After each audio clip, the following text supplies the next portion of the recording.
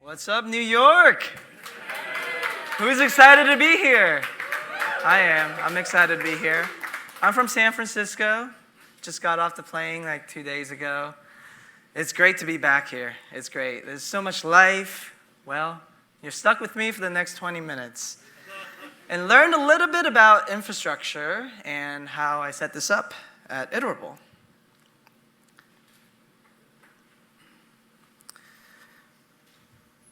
Okay.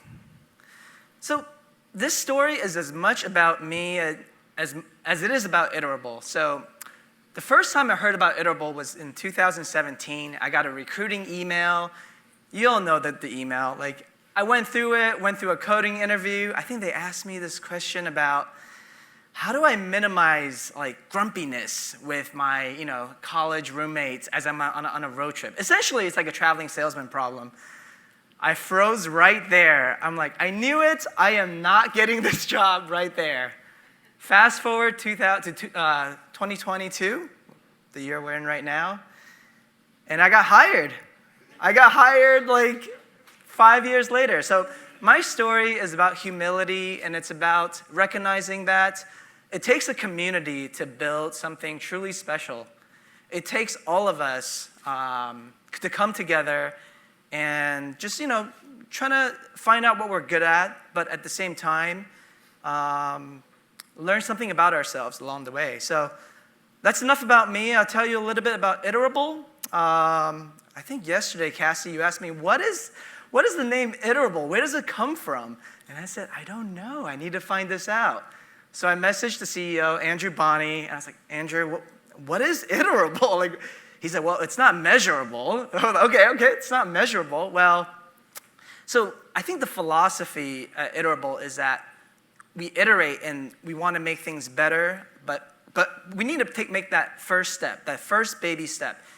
So that's kind of the philosophy. But the product is really allowing marketers to reach customers at the right time. And how do we do that? We take a lot of data in, and with that data, reach customers at the right time with the right channel.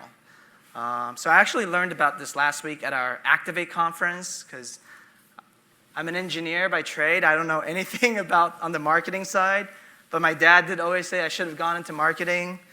That's about 20 years too late, but maybe. So yeah, as you can see, we have SDKs, we have APIs, and you can send out campaigns, segment your customers, and eventually it's really about building brand affinity. We want to connect to customers, right? So Iterable allows us to do that.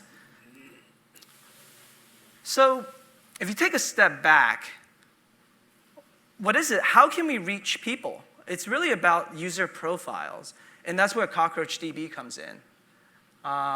So I joined very recently in January this year, and it's all about getting the first step of getting user profiles onto CockroachDB.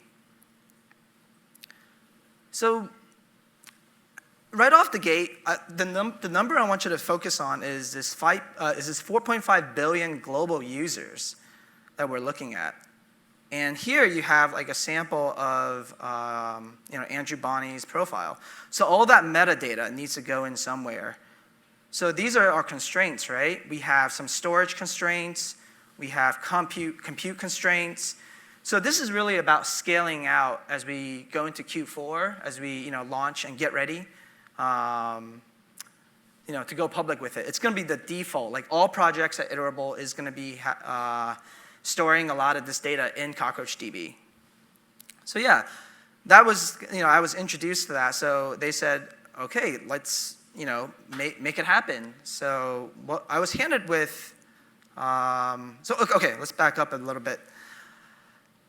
This is kind of like our infrastructure that we came up with. This is like a topology map of the account. So we run CockroachDB using the Kubernetes operator, and we run an EKS cluster that's running all the worker nodes.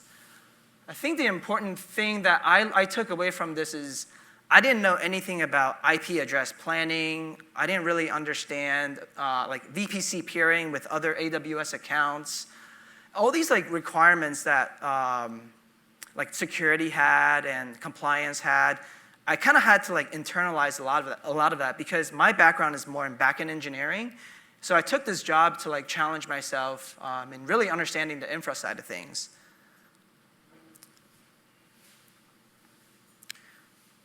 So this is the kubectl tool, and I use this like pretty much day to day. I use this quite a lot to like get an idea of how the cluster is running right now. This is when like everything is said and done, everything is set up perfectly. You know, everything is running great. So essentially here I have different CRDB pods. They're kind of like your worker nodes, and the application is talking to it via a load balancer. I've got like 2 selectors set up. There's like the SQL port that it can talk to, and also the DB console. So at first, like the instructions from so it's an open source project. The operator, you know, you kind of just, essentially you like copy and pasting all these things and just try to get it set up. So like, I think my approach to this is really just, you know, just baby steps. Just get it going, get everything set up, and then get it perfect. So, you know, just running through all the setups. And then soon I found that it does get kind of overwhelming, right? Like a lot of things will get outdated. So I think the challenge is like, okay, if I set it up for my team, what about for the next team and the next team? I don't want to have to like just keep everything in a shell script and then you know, these are the instructions I give them. There are a few downsides of that, right? That there's, you know, it's not very easy to read. It's hard to version. There's no test. And when you run this, how do you know how much is it going to cost, right? So we want more predictability. So therefore, my job is really to get the infrastructure into code. And this is kind of like my first introduction to Terraform. Before Iterable, I was using mostly AWS CDK. And that's like kind of like a different philosophy when it comes to IAC. It's more like you're using TypeScript or, you know, Python or whatever. And the infrastructure is actually like, it transforms into a cloud formation. But in Terraform, it's more like these are making SDK calls. So at first, I remember logging into the AWS console, expecting to find CloudFormation JSONs, but they weren't there. So I had to really learn like from the rest of the team, like what is Terraform, and how can I make a Terraform module so that like our client teams can use it most appropriately.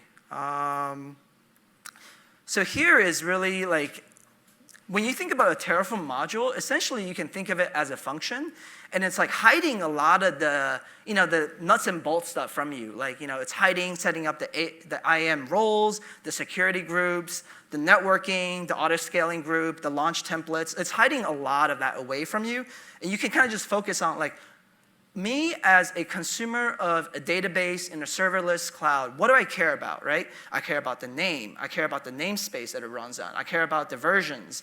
And, you know, certain arguments that we can tune it. I care about the resource. So these are the kind of things you know, you can go into the code and look at it to see what it really does, but I'm hiding a lot of that from you. So one of the things I mentioned is the benefits of versioning. So for example, the Cockroach operator, essentially it's like a software operator that like abstracts and helps you out with a lot of the manual kind of steps. So one of the pain points that we had with our existing cluster, that we run Elasticsearch, and we actually provision them using Salt, and we run them on EC2 instances. And you know, doing rolling upgrades on those is really painful. But using the operator, it really made it a lot easier for me. So as you can see here, I'm actually versioning different operators here. Yeah, here, and then I said before that when you do a Terraform plan, you know, you get a dry run, right? So you can see what resources are actually getting created, and you'll see like how much they cost. And the problem then becomes, how do I make this easy to consume for other teams that want to use our database? So I'm always relying on people way smarter than me at my company. Thankfully, there's a guy there. He just knows everything about Kubernetes.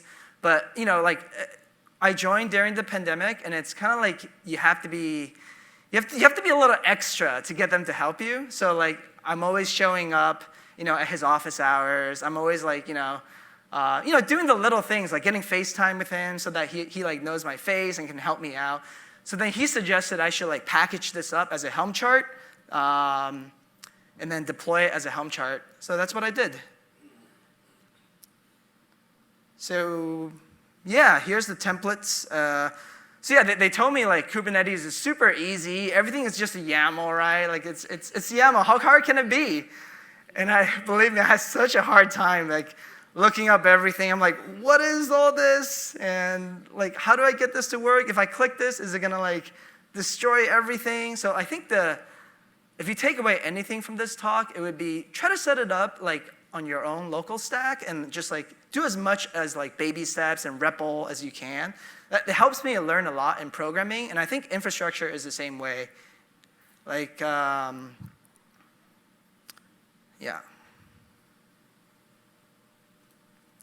So here's a little Giphy about how easy it is to upgrade to 22.1.6, which I just did recently on the staging environment. All right, so I think in the earlier talk with Hard Rock Cafe, we're barely scratching the surface. There are a lot of challenges I did face during this process, but I always felt really supported. Like whenever I would file a ticket in Zendesk, Joaquin and Jesse and team, they would really just be really, really responsive and help me out throughout this process. So one of the challenges I wanted to highlight is a hard requirement from our security team that we need to have the right audit logging going into Sumo Logic, where the rest of their logging were. So the logging I'm talking about, it's not like debug logs. It's not like your SQL info logs. It's more like what roles were added, like privileges, like more like access logs, like that. So I think at first, if you just look at the instructions online, if you try to run this just locally, it's like, okay, it's easy, right? You just give it a file, and then you just, there's an argument to a file, and that's where your logging configuration will live. But how do I translate that into the Kubernetes world? Well, I thought I could do it via just like the additional arguments like into the startup config. But what if you have like really long configurations, right? Like, what do I do then? And I think the Cockroach Lab teams were really amenable in helping me figure that out. And I think they added the ability for the CRDB custom resource definition to refer a config map. And I think essentially it's a volume mount in the stateful set that it gets mounted onto each pods. And each pod, when they start up, they'll read the configuration file, and that's like your logging config. So what I just described here is more like there's a gap in documentation, in my own understanding, but with help of the Cockroach Labs support team, I was able to get this done. So to give you a little, if you want to know some more background detail on how I eventually got it into Sumo, we actually run this thing called Vector. I think it's kind of like a data pipeline thing, which it runs HTTP collectors, and then the logs will go into Vector. Vector then pushes it into S3, and then the Sumo Logic collectors would work on the S3 buckets to get it. Yeah. So here you're seeing, I'm describing the config map here, and I'm sure you're familiar with the sinks part. These are like different channels you can have. So yeah, SQL schemas and security channels. So yeah, this is the pipeline into S3. Yeah, so here's another like Terraform module that I didn't write, but someone on the SRE team wrote that helped. But I did modify it now that I know some knowledge to be dangerous in Terraform, to modify it so that it can accept multiple different channels, and I can redact the logs and configure all that good stuff. Yeah, I was kind of proud of myself when I when I did the finally wrote a for loop as an SRE. I kind of miss coding sometimes. Yeah, and then S3, and it finally ends up in sumo logic, and all is good with the world. And of course, I mentioned this before, it's an ongoing process. It takes a whole community, and we're always getting better. And yeah, I'm really excited, but also really nervous as we launch in Q4. It's, up until then, we've had pretty quiet traffic, but it's going to be a lot. Pretty much every call is going to involve a user. So I think the next thing on my to-do list is really getting monitoring up in place, lots of good runbooks. I think somebody at Netflix mentioned automate everything, all the automation processes. So I think in conclusion, my takeaway is really, I got into this business because I was terrible at it, and I kind of wanted to prove a point that I could improve. It's about growth. That's another one of Iterable's values. So yeah, all of us can improve here, and that's what I'm trying to do on this journey. Thank you.